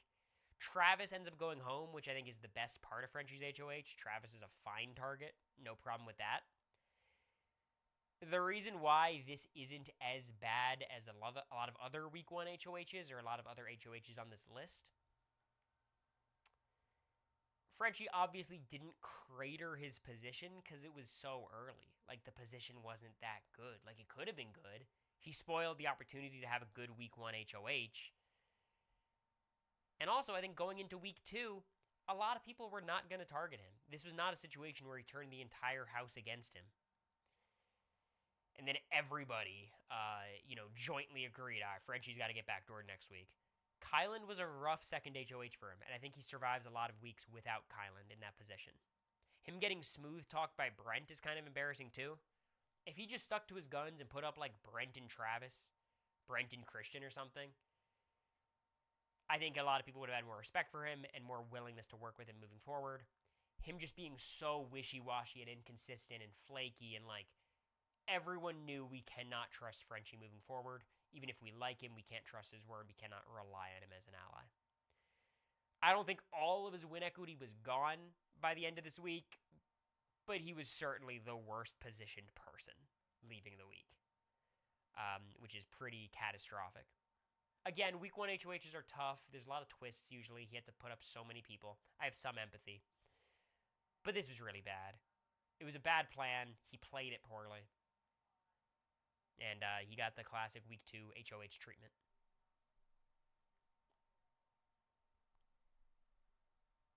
So, this is where I have Frenchie. Unless it was, this means Angela's week 1 HOH is above this, which I don't agree. Let's see. Number 8, any predictions? Let's see. Let us see. Number 8, we have Hisam. Now, Hisam is a perfect case of, on paper, this was an excellent HOH. Putting up Cameron and Riley makes a ton of sense. Riley's evicted unanimously. He also wins the veto. What is there to criticize? This feels like BB25 bias. I think that's delusional. Hisam enters this week in the dominant power structure. He is in the professors. He is closest to Suri and Izzy. I'm on the outs. Family style's crumbling. The handful's crumbling. He leaves this week with every single person planning to backdoor him, except maybe Mimi, and I still think Mimi would have done it because the house would have pushed her to.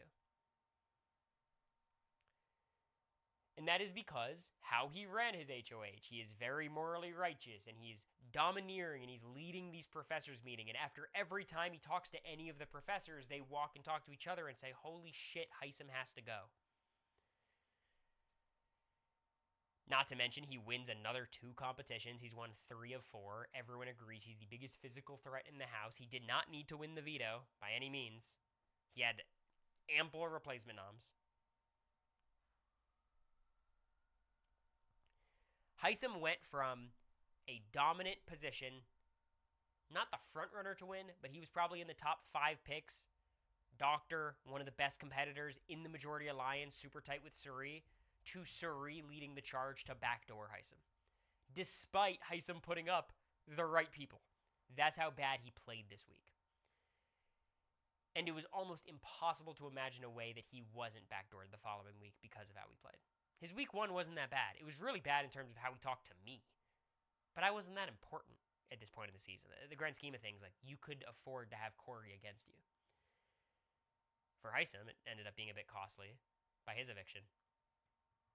But he enters in a good spot. He leaves the next week unanimously.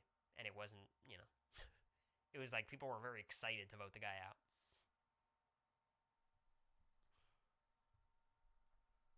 Not to mention, Mickey survives for a while after. A lot of it's competitions. But Heisem was not surviving. I mean, he was going to be backdoored at any opportunity this point after. I think Heisem actually plays quite well in week 3. His campaign, I think, is pretty good. I think he almost saves himself, which I think is very impressive. But that does not help his week 2 HOH.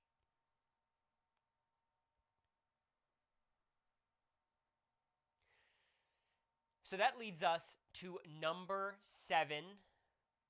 We're not going to have any drama here. It's Angela week 1. This is another one where on paper you could say she did okay. In practice, she lost every ounce of win equity she could ever have on day 3.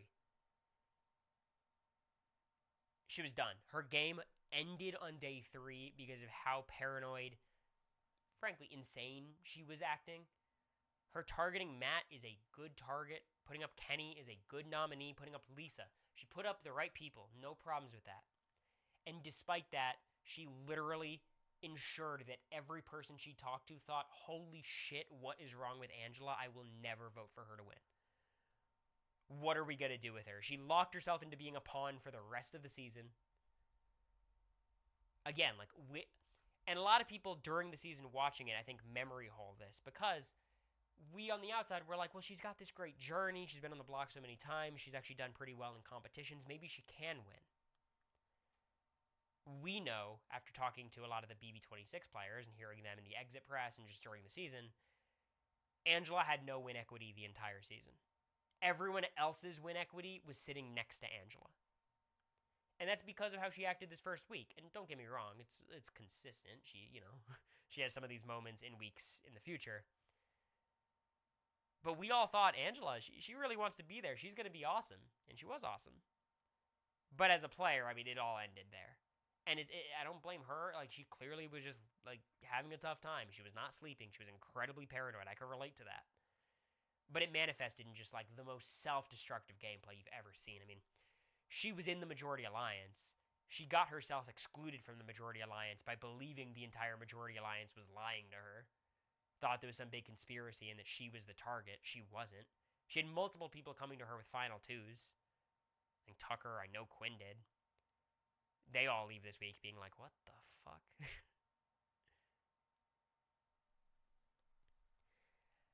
I think you guys forget the collective, Angela was in the Majority Alliance and she destroyed it way too quickly. This wasn't oh my god, there was no Majority Alliance, so she collapsed it so quickly that we don't even remember. They didn't even get a name. She destroyed it that quickly. I don't think it was the collective, right? Because she was kicked out of the collective.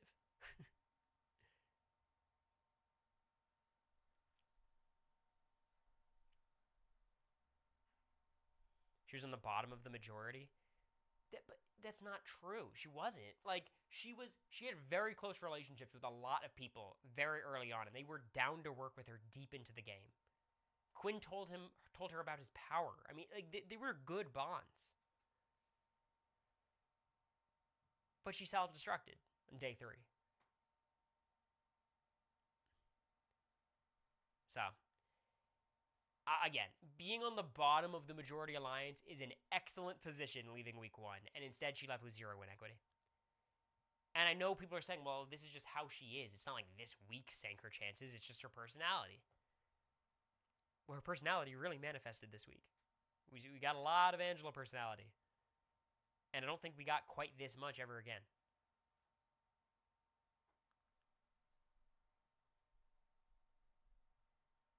If the Slaughterhouse runs the game, Frenchie is much better positioned. Yeah, but I think Frenchie leaves week 1 with a chance. Angela leaves week 1 with no chance. That's the difference. She lost all credibility as a player.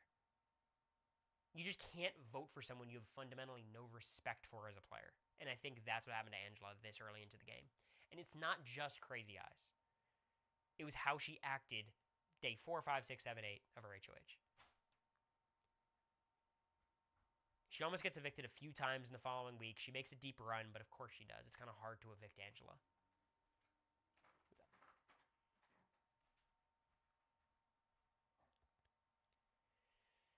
So I hear you. I mean, like, you could say Frenchie's is worse because Frenchie's a better player and could have had a chance to do something, and, like, I get it. But that doesn't really argue that Angela's HOH was any better. You're just saying Frenchie's a better player, and he potentially could have won in a way that Angela couldn't. We're grading individual weeks here.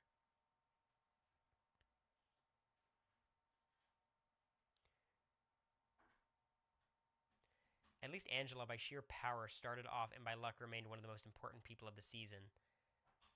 I don't think that's true either. I'm sorry. I like Angela a lot, but, like, Angela was not really a factor in the season for the most part after this. Like, she really was just kind of a perennial pawn who had very, very little influence and was being dragged along, basically.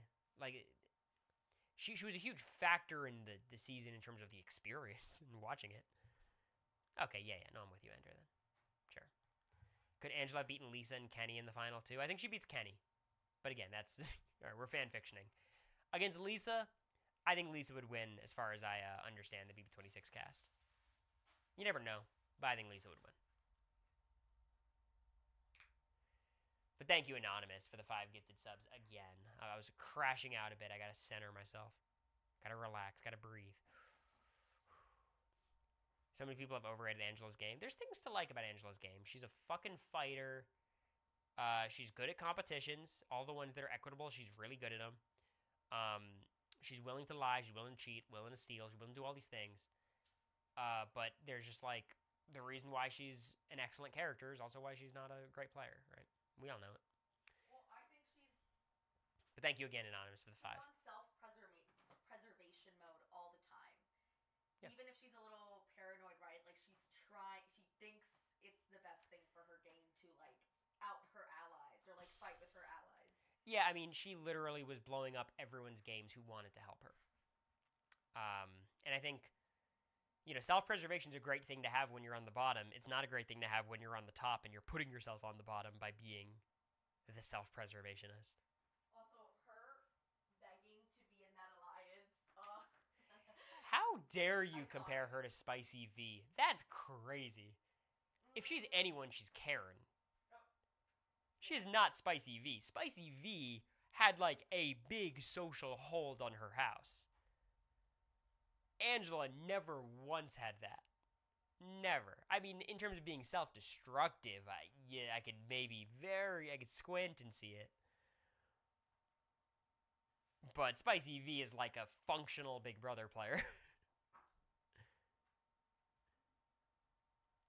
Would Tucker be more like Spicy V? I think that's a better comparison, but, I mean, that's a good Reddit post. I think Karen's probably a slightly better player, but what's the difference? You know, like, they both are kind of in the same position. That's it for Angela. Coming in at number 6, Quindustries go for the Q. This is a lot worse than Quinn's first HOH. Quinn takes it. It is the last pre-jury week.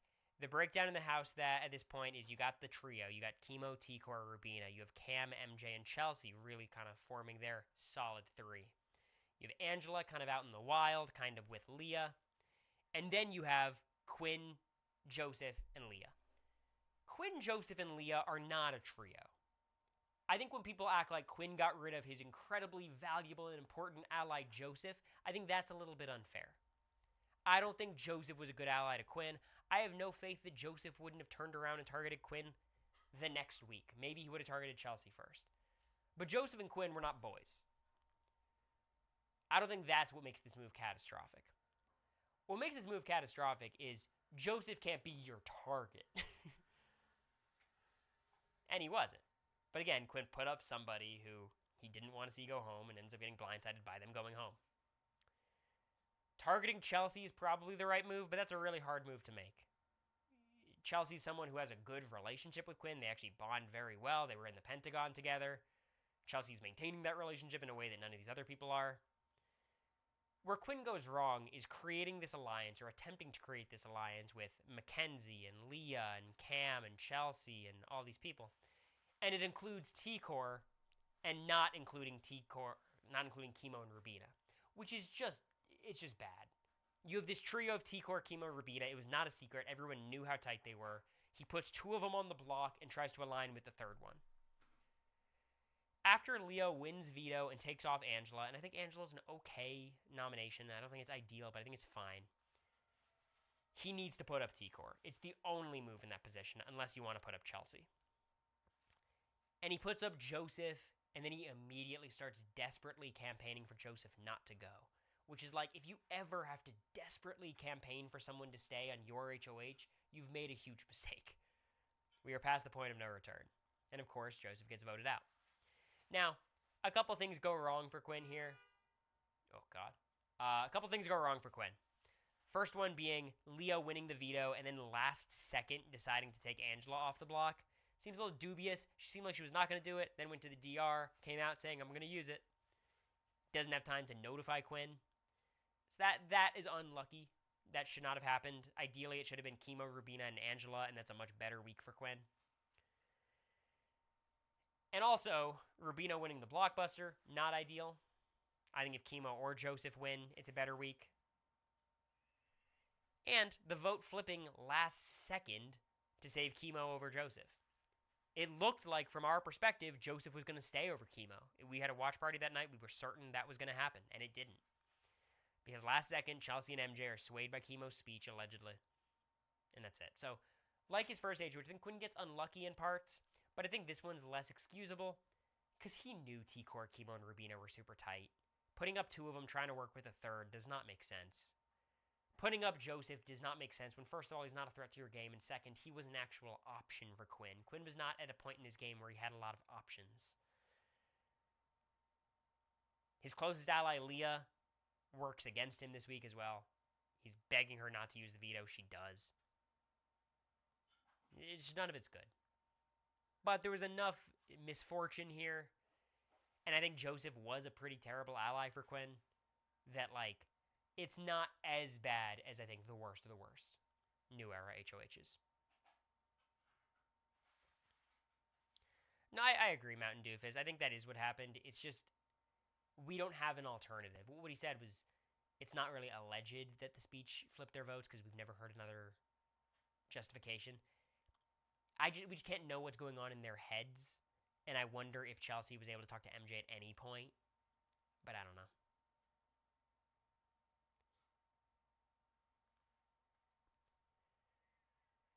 This is insane. I mean, it's a rough HOH, and I think Quinn gets clowned on because he had two of these HOHs, even though I think each one of them individually, we've seen worse. Top 5, baby. Who do we got? Number 5. So far, we've gotten a good amount of BB26, good amount of BB25. Coming at number 5 is Michael's Week 9 HOH. It's going to sound very familiar to Michael's Week 7 HOH. I think this is a ridiculous HOH. Like, an absurd decision that Michael makes. I think unlike Quinn's HOH, unlike Angela's, unlike Frenchie's, where there's a lot of difficult decisions to be made and you have so many options, this was such an easy week for Michael. It was so obvious what he had to do. And what he had to do was take out Monty, or even Turner, or anyone who constituted a physical threat to Michael because he was in win-out mode. But he just refused to admit it. He was kind of in denial about that fact. So he puts up Alyssa and Terrence. Y'all, we're in the final 7. Michael's the best competitor in Big Brother history. If he just puts up Monty and Turner, Monty goes home, I think Michael has like a 40% chance of winning the season. Like, he has to win out, or at least him and Brittany have to win out. I don't know when Brittany would cut him. But it's pretty likely to win out against Terrence, who would still be in the house. Alyssa, who would still be in the house. Taylor's good, but not as good as Michael. Turner's good, not as good as Michael. And Brittany, who's pretty good. He was in win-out territory, and he put up the 2 weakest competitors in the house. And this is made worse by the fact that he already let Monty survive once. And it's made worse by the fact that the following week is a double eviction where Monty leads the charge to get him out. Along with Taylor and Turner. You know, a lot of credit to go around. How solid the gentleman's agreement actually was? It wasn't. I think it was all of them trying to cover their own asses. Hoping the other people believed it. But he bought into it. I think Michael plays... It's going to sound like a scared game, and I relate to this. I think I also play a relatively scared game where, like, my own security comes first. Then we try to make the move that's the winning move. But I think this is too late. This is like me at the final 7 putting up Felicia in blue. You can't do it. At the final 9, I might have done it. At the final 8, with the twist, who knows? We're at final 7, and I'm not a comp beast, right? Like, being a comp beast would make that move even more obvious. It's just really bad. It's just really, really bad.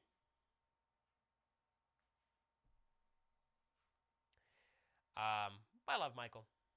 I'd love to see him play again.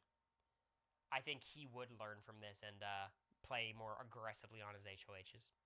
He had so many chances with his HOHs, and he just never got anyone important out. His HOH casualties are Jasmine, Terrence, and then I think he got Daniel out, or Pooch out, or he got one of those people out. But number 5, Michael, week 9. Coming in at number 4, Bowie Jane, week 11, double eviction. How bad you consider this week depends on how much win equity you think Bowie Jane had. And I think why I think this week is worse than most other people think it is, Bowie had win equity. She really did. Her against America, toss-up. Her against Blue, toss-up.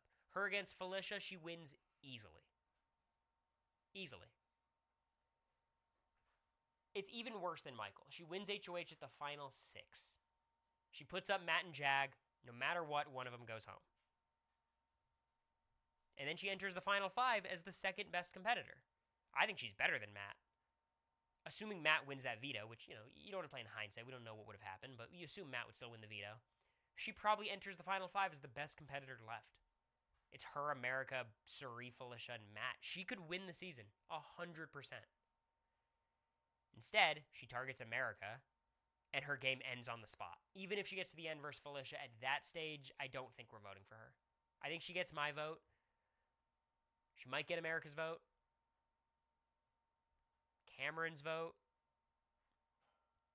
It's getting tough. Like, all of us in the jury were just pissed at Bowie when we saw this happen. Because we all knew she had no chance against Matt and Jag. And we all told her she had no chance against Matt and Jag. And she just, like, put her hands over her ears and didn't listen. I don't think double eviction HOHs are understandable. I don't. Because we know they're coming. Especially for the one where America went home. America. What? You all knew double eviction was coming, right? I wasn't thinking about it, but yeah, everyone was talking about it. Everyone was talking about it, she said. I think I remember that. There was a plan. And if it was not a double, she does the same thing. Let's just be clear. So in defense of this move, if she puts up Matt and Jag, I think the best assumption would be Jag wins that veto. Knowing what the veto is, we know Matt wins it, but like, Jag's the better competitor. She would have thought Jag would win it. And then she thinks she's the next target because she betrayed her allies and she's actually not close with Suri and Felicia and she's out in no man's land. What she underestimates is no one would be able to compete with her in competitions. America's a lot better than Suri and Felicia, but I think Bowie has the edge. And against Matt, it kind of depends. I don't know. In the final 5 veto, Bowie was the best competitor after Jag. In the final 5 HOH, I think a lot of people would be targeting either Matt or America. Suri and Felicia are probably targeting America, to be honest. Would Matt have even gone home, though? I mean, if Jag wins the veto, yes. Jag wins the veto, whoever she puts up. She probably would have to put up Suri. She puts up America, maybe there's a risk. But, like, she could have gotten Matt out if she actually wanted to. Bowie would have entered the final 5 with America, who would have taken her to the final 2. America was down to go with Bowie. She told her as much. Suri and Felicia, who probably would have targeted America before her, granted, you know, they had a soft spot for Matt, so you don't know how it would have played out. And Matt, who just wasn't that good of a competitor.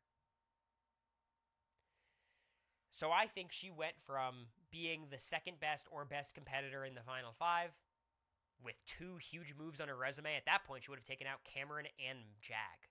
Are you kidding me? That would have been some shit.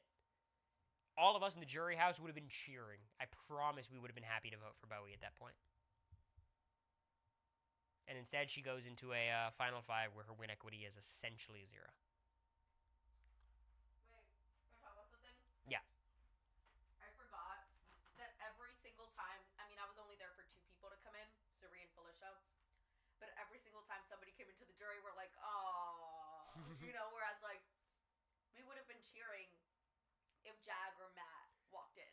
You know? It's annoying, too, because we would have... It was so funny. Every single time we're like, oh. Low-key, part of the shame was, like, we would have had a good time if Jag came in 7th.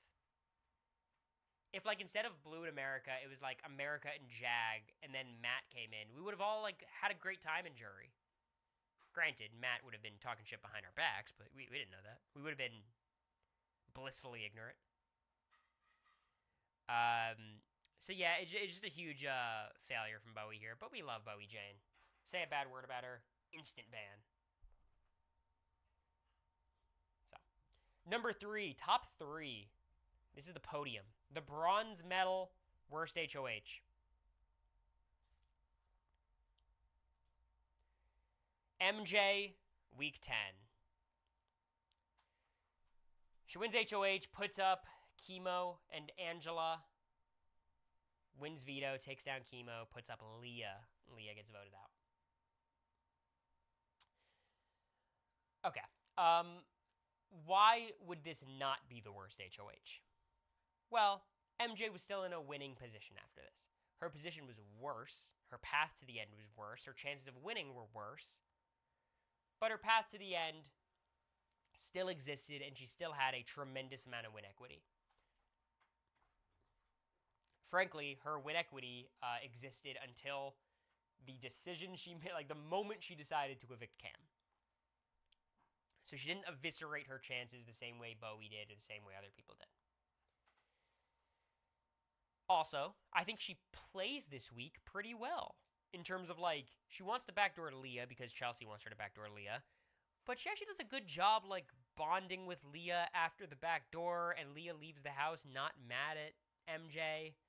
And MJ's got a good relationship with Cam and Chelsea leaving all of this. And she's still okay with Angela. Like, MJ actually does okay for what this plan was. Problem is, the plan was terrible. We come out of Janky Week where Leah's HOH targets T-Core. And MJ's played her best week by far. She was killing it. She's the one who got T-Core out, whereas Chelsea wanted Rubina or Chemo out. It's great from MJ. And now it's like, okay, we got Chelsea and Cam over here. We got Leah and Angela over here. You got Chemo and Rubina doing their own thing. And MJ's like in the middle of these two duos. Because MJ's super tight with Leah. MJ's super tight with Chelsea. And it was like, MJ is in the best position in the house. Because Leah needs Chelsea out. Chelsea needs Leah out. MJ, if she won again, she could fucking target Chemo and Rubina. Why not? Instead, Chelsea is able to convince MJ to target Leah, who MJ would have stomped in the end. Final 2, the vote would not have been close. Leah was not respected in that jury house at all, for valid reasons and for not valid reasons. So she takes out the next best competitor who would have taken her to the end of the game, who she would have beaten in the final 2. She does that for the best player in the house, who's going to end up beating her unanimously in the end. And I think as much as this was horrible for MJ positionally, it was even worse reputationally. Quinn's talked about, like, at this moment, it was like, oh, what the fuck, MJ? Are you kidding me? And I think it really showed in the dynamic between MJ and Chelsea that Chelsea was the far, far, far, far, far superior player.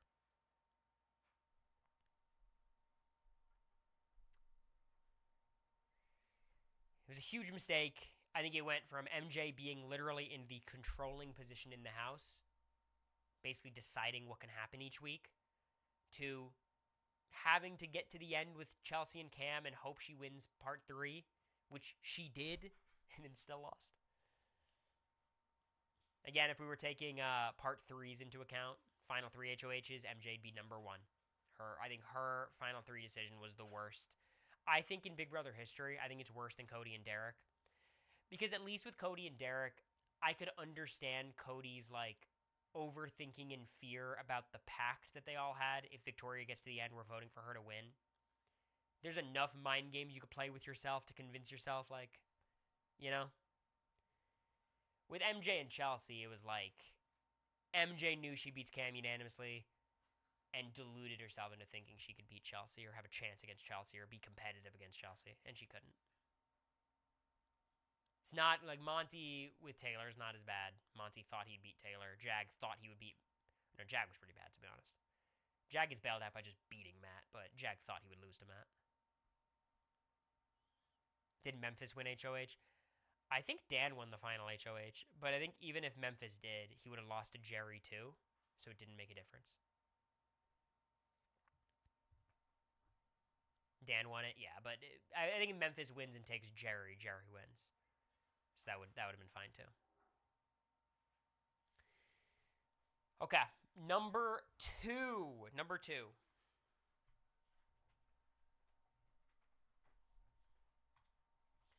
I have Vinny Panaro, week 10. Of course, this is not the Lauren eviction week. I think everyone remembers it as Lauren's eviction week. It's not. Lauren ends up winning the blockbuster. But because she goes home in the double eviction right after the fact, it just feels like Lauren went home here. So it's a mess. If you remember, he ends up nominating Ava, Keanu, and Kelly. The blockbuster is somehow still in effect.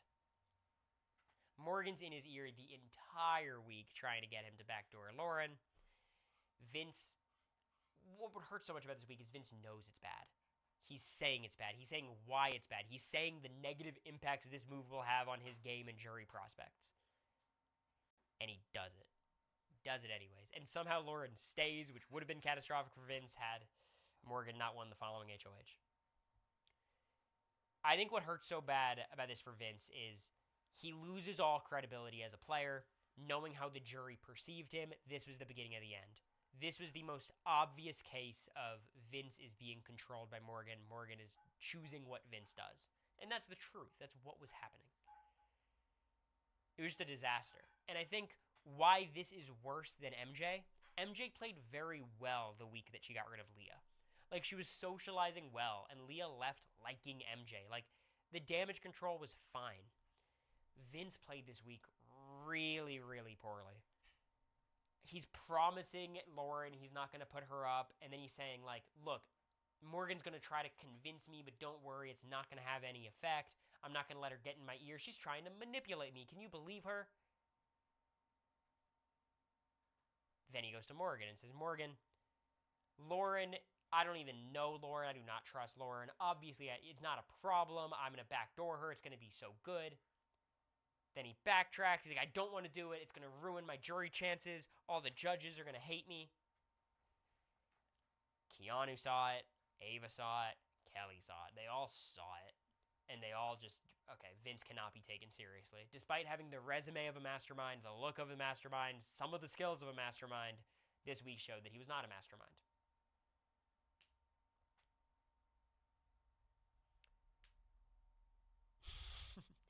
I thought Vince was one of the best players of all time. That's right. Taryn says Vince is bad. Meanwhile, Cory built a statue of Vince in his apartment. No clothing, of course. So, it's so annoying. Also, he loses Kelly's vote this week. Him and Kelly have this saga the entire season. She ends up going home on his HOH. She's probably the most bitter towards him. That doesn't help. Has to put up Keanu again. That doesn't help. He just burns every conceivable bridge except the Morgan bridge, and that's the one he needed to burn to win the game. This is an all-time HOH. It's an all-time Vince HOH. Every flaw he has is encapsulated in his actions this one week. It's It's really fun. I like Vince. I think he was a very likable, likable person to root against, root for, depending on the week. I think Morgan really is probably her best week of gameplay, even if it was just constantly in Vince's ear. Vince ends up targeting one of his closest allies, an ally he could have beaten in the end. She doesn't even go home. Instead, someone else goes home, who was his closest ally earlier in the season. Cory said Howie was worse than Vince. That's such a bad take by Tara, and I gotta talk to him about that one day. That shit was so dumb. It's really rare that I find a Terran opinion dumb. Even if I disagree with it, which I do a lot, it's like, okay, I see what he's coming from. That one was crazy. That one's like, dude, I think it's just he watches the feeds more than me. So he must have just been so emotionally invested in Vince and like frustrated watching him that it just boiled over. Whereas like obviously he can't have those same emotions for Howie. Okay. Which leads us to number one. Anyone have a theory for number one? I think you guys are going to aggressively disagree with my number one choice. I feel strongly about it, and I'll justify it. Frenchie again. That'd be interesting.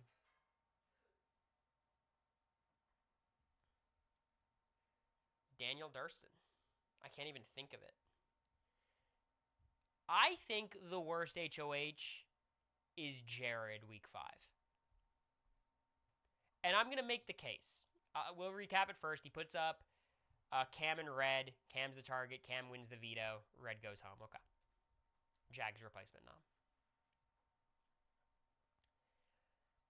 The lengths that Jared had to go to ruin him, Suri, and Izzy's position in one foul swoop in 1 week is mind-blowing. It's absurd the things he had to do. First of all, he puts up Cameron and Red targeting Cameron.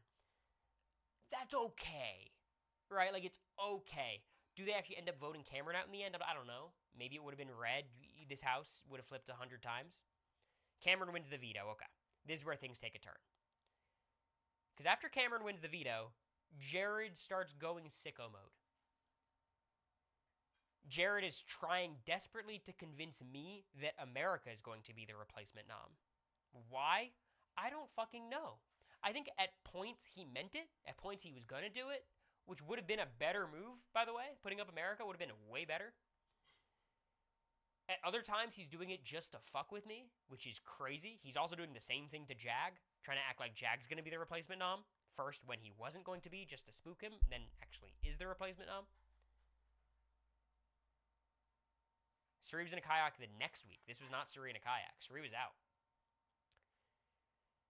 And then we get to the actual vote, which is Red versus Jag. And it's such an easy decision. Red was under Suri's thumb. And I think the justification you can make that this isn't the worst HOH ever is simple.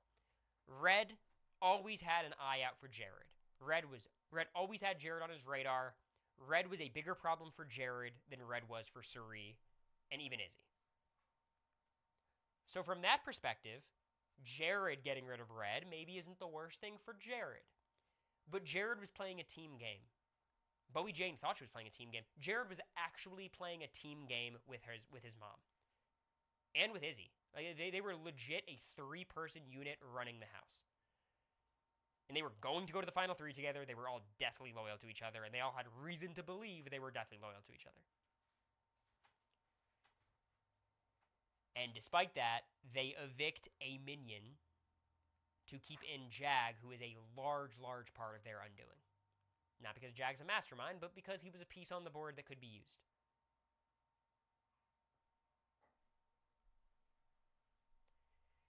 He also throws the veto, which is crazy. I don't know if I believe that he threw the veto. I actually kind of don't. But I think people fail to understand, or fail to remember, how dominant Suri, Izzy, and Jared were. I really think if Jag goes home this week, or America goes home this week, or Cameron goes home this week, any of them, they will be the final 3. I think they're the final 3 if they don't get rid of Red here. Because it's so hard to do anything about them. with Red in the house, who's loyal to Suri. With Jag there, it becomes a lot more dicey. And the next week, their entire power structure collapses. And the reason why this is worse than the other HOHs that, like, collapsed people's position, this one was so unnecessary. It was Jared's consistent behavior throughout the week that drove all his allies away from him. When Jag and I flip, it's not because we came together and decided it would be the optimal move. It would be Jared gave us 10 different reasons each on why we needed Jared to leave the house.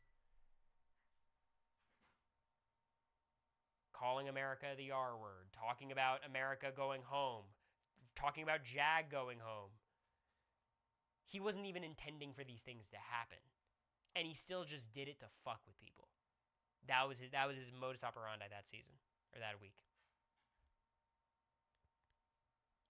Oh my god, without Jag, Matt is in Suri's pocket. Matt already hates America. Doesn't have any special relationship with me. Where does Bowie Jane go? I just think this was a disaster from Jared. And again, unlike all these other moves, which require, like, okay, if he didn't make this move, maybe he makes it to the end by doing this, this, and this. They were running the house until this move. This move switched the power from Suri, Izzy, and Jared to me, to Matt, to Jag, to America. I think, if anything, this is biased by me just having more knowledge on this week and how bad it was. But just go back into some of these Big Brother 25 Reddit threads of, like, how people thought the season was going. The steamroll was a guarantee. It was over. And they last minute panic get rid of Red. And let's not even talk about the worst part of this. Can we talk about it? They blindside Bowie Jane for no fucking reason. They don't tell Bowie. So they lose Bowie forever too. For no reason. Bowie would have voted out Red. She wouldn't have liked it, but she would have done it.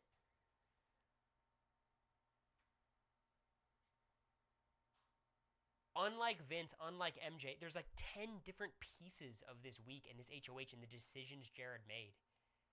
They were just catastrophic. The game ends. The steamroll's over. I can't gather the numbers. The numbers just wouldn't be there. Not to mention, if Red's off the block, I think they don't even put up Suri and Izzy. Or Izzy and Felicia. Because Red was still in Suri's pocket. Like, they would have survived the next week too. The only reason why I think this could be not the worst is if you consider the Jared Red factor, that Red always had an eye out for Jared. And more importantly, Cameron winning the veto derailed this week. And I think it probably is just a Cameron eviction otherwise. You don't know. They might have flipped to Red. They were having that back and forth for weeks. But I do think Cameron just goes home there. And that would have been good. That would have been fine.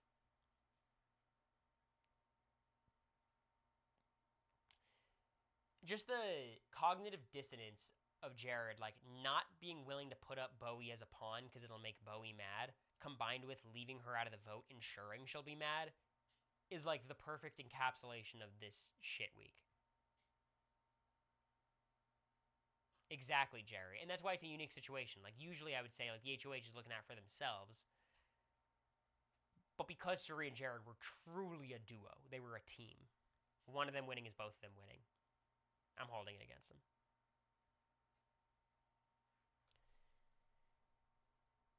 Man, blindsiding Bowie's crazy. And for what? This week, Jared lost as allies myself. Lost Jag, essentially. Lost Red. Lost Cameron. No, he actually gained Cameron somehow. We don't gotta go into that. It's just I'm not gonna give him credit for that because Cameron next week puts up Izzy. Like, it's not good.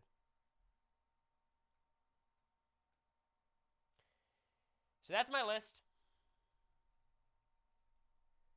Number 10, Mickey. 9, Frenchie's week 1 HOH. 8 is Heisem's week 2 HOH. 7 is Angelo week 1. Quinn week 7 at number 6. Michael's week 9 at number 5. Bowie's week 4 HOH at number 11. Mackenzie's week 10 at number 3. Vince at number 2. And Jared at number 1. I still put MJ's worse than this. The thing about MJ is MJ, like, it was so late in the game and she was such a comp threat that I still think she could have won. Or, I mean, I know she could have won. But I don't think that was even, like, super hindsight bias or revisionist history. Like, getting rid of Leah there, she's still the best competitor left. So, like, she could kind of get away with anything. Like, Jag had a lot of bad HOH weeks, but it just didn't matter because, like, he was the best competitor and he had margin for error, you know? Suri didn't know how loyal Red was, which Suri is really great at knowing in most of her seasons. I disagree. I think, look, on Survivor, for sure, I'm not going to demerit. I think Suri's biggest flaw in BB25 was too much paranoia, thinking people were against her when she basically had the entire house in a chokehold. Well, also, we were talking about this when we were watching Micronesia. We don't see everything on Survivor. Yeah. Maybe Suri's flipping back and forth, you know? America's saying we don't see everything on Survivor, so like she might be flipping back and forth and we just don't know about it. Survivor's also shorter, so there's less time to just flip back and forth. But like on our season, she was doubting Red, who Red was deathly loyal to her all season. Doubting Bowie, deathly loyal to her all season. Heisem, deathly loyal to her all season. Felicia, yeah, she made a final two with your son. That should not be a reason to target Felicia. She was skeptical of Riley, who was in her corner all season. The only people who she really had reason to be skeptical about was me and America. And more so America. With me, like, I was down to ride with her for a while and then cut her. So I think in some ways that's what she thought I was going to do. So, you know, she had a good read there. America was obvious. Like, she was like, okay, she's a problem. I think Red was the most egregious because she was the only one who thought Red was a genius. Like, none of us thought Red was playing a great game. But even in her exit press, like, weeks after she's seen Red, she's talking about Red as like, Red is really, he's a sharp guy. He really had some stuff going on. He didn't. She was just off.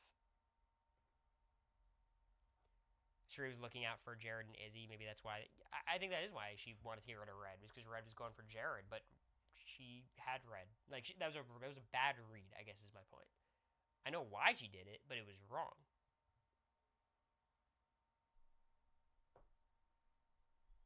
I mean, Red makes sense in Survivor for other reasons, too. He just fits the vibe, right? Weirdly, he does fit the vibe of BB more than Survivor, but I see it.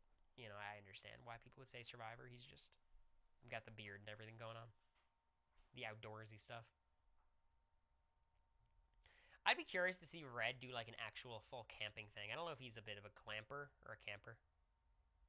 Gotta assume he's like, you know, locked into the camping stuff, but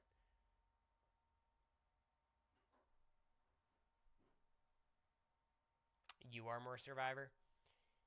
I agree. I think for the most part, I think my personality is a little too non-caricature-y for Big Brother. I think like Quinn feels more Big Brother-y, or Ian, you know. I'd be curious to see Izzy on Survivor, but that's probably because I want to see more Izzy. Look, I'd be curious to see Izzy on any show, but I'd like to see her on Big Brother again the most. The biggest pro of having Izzy on a season is her contribution to live feeds. And that just doesn't exist anywhere else. I think if you and Zach flipped shows, it would have been interesting. I mean, I don't know. I think I'm still in some trouble on Survivor 42. I think that'd be an issue. Just that tribe is rough. Maybe I could figure something out. On Big Brother, I think Zach does very well. I don't think he's much better at competitions than me. I think he's probably the same or worse. Probably worse. But he has a better social battery. He's probably not getting into showmance, so, you know.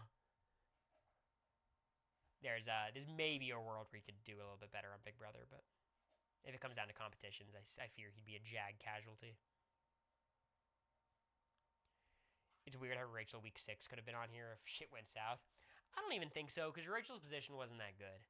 Rachel was kind of like, she was never running the house by any means. She was always kind of like on the edge of being nominated, but not quite, you know? And her taking a big swing and missing, it's not like her position would crater, in my opinion. But it would have been bad. Yeah, it was very close to being bad. Zach and Johnny Fairplay, yeah, he's a Johnny Fairplay type.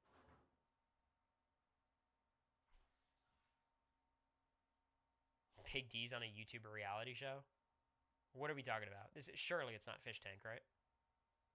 I feel like I would have known this. I would have been notified. I have like a beeper that goes off when Big D's casting something. Didn't go off. Oh, it's an org? Okay.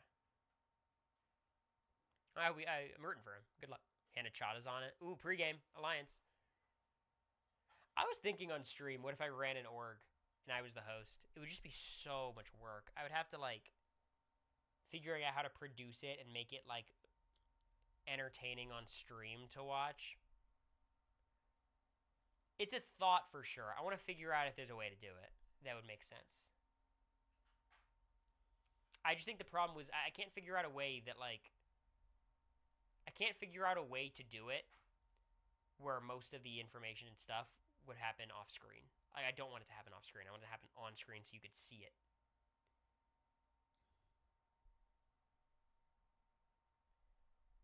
So I haven't figured it out, but I'll try. Anyways, thank you guys for hanging out. A quick reminder for the Big Brother Shark Tank stream that's going to be happening Monday or Tuesday. I'll send out a form on Wednesday on stream. I'll be live for Survivor. Morgan will send it out somewhere. Quinn will send it out somewhere. Fill that out. Try to limit to 1 entry per person, just so we can get through them all.